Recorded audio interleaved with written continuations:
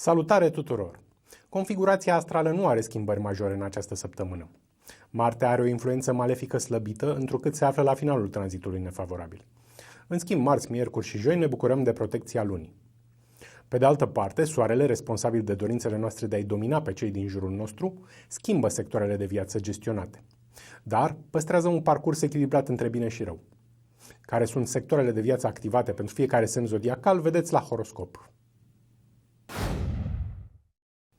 Berbec. Personalitatea ta puternică va fi motorul unui progres cu consecințe benefice în planul activității și carierei tale profesionale. Totuși, în cazul în care câștigurile nu vor crește și cineva nu te va aprecia cât crezi tu că meriți, vei dori să te răzbuni pe acea persoană, dar în viitor vei plăti pentru această faptă ghidată de orgoliu și egoism. Taur. Bunurile care au intrat în avuția ta fac să fii prețuit de toată lumea, dar ferește-te de fățarnicii care au interese materiale.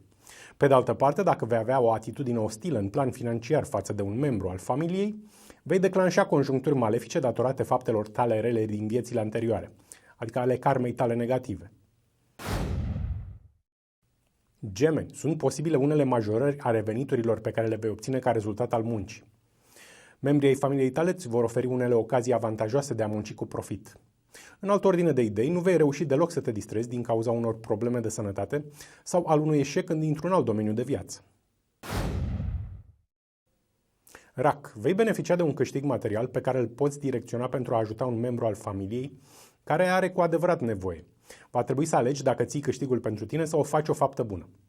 Chiar și așa, unele vești negative vor ajunge la tine. Poate fi vorba despre partenerul de cuplu sau afli lucruri rele de la locul tău de muncă. Leu. Vei primi mai multe vești bune. Astfel, vei afla lucruri avantajoase legate de o deplasare turistică pe care o planifici de mult timp. Tot ceva de bine vei afla despre starea ta de sănătate. În schimb, absența unui sprijin de la cineva din jurul tău va duce la scăderea câștigurilor. Dar, de fapt, plătești pentru faptele rele din trecut.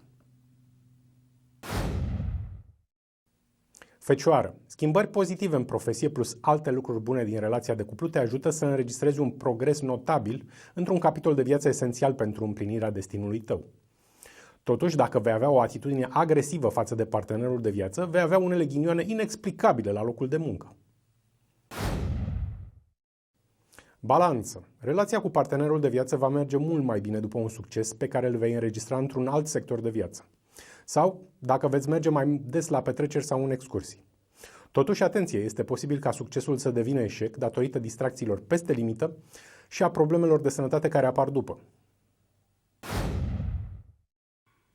Scorpion, vei fi beneficiarul unor câștiguri financiare realizate fără efort.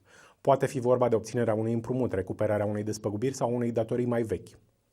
Cu toate acestea va veni plata pentru unele fapte rele din trecutul tău. Și toată lumea te va evita și nimeni nu te va sprijini la nevoie.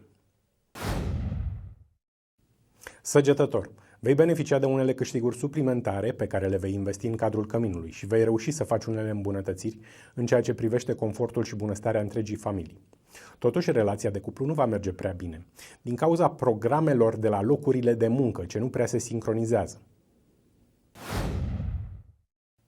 Capricorn, dacă vei câștiga încrederea unor persoane care te pot susține și vei reuși să-ți majorezi prin propriile tale forțe veniturile, vei debloca astfel conjuncturi benefice ale karmei tale pozitive sau bagajul faptelor bune din viețile anterioare. În schimb, un ajutor de la un membru al familiei, o sumă pe care te bazai, nu va mai ajunge la tine. Vărsător, te vei bucura de o stare fizică bună și moralul tău va ajunge la cote înalte. Dar totul se va întâmpla în urma unor vești bune pe care le primești de la locul tău de muncă. Informații ce privesc viitorul tău profesional. Cu toate acestea, liniștea căminului familial va fi tulburată de unele dezacorduri bănești pe care le vei avea cu cineva din familie. Pești. Este un moment bun pentru o deplasare turistică sau pentru o ieșire în oraș, în care vei reuși să te simți cu adevărat bine. Trebuie doar să fii însoțit de partenerul de cuplu. Pe de altă parte, sănătatea ta poate fi afectată de supărarea care te va cuprinde după un eșec într-un capitol de viață important pentru tine. Și nu uitați, soarta omului este mereu în mâinile lui. Dar numai dacă se desparte de egoism.